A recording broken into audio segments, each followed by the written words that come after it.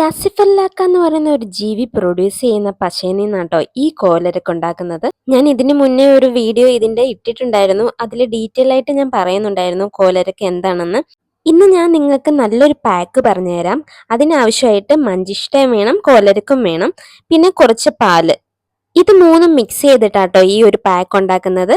ഈ രണ്ട് സാധനം എവിടെ നിന്ന് കിട്ടുന്നു എന്ന് നിങ്ങൾക്ക് ഡൗട്ട് വേണ്ട. ഇത് നമ്മുടെ അങ്ങാടിക്കടയിലൊക്കെ ഇത് അവൈലബിൾ ആയിട്ടുണ്ട്.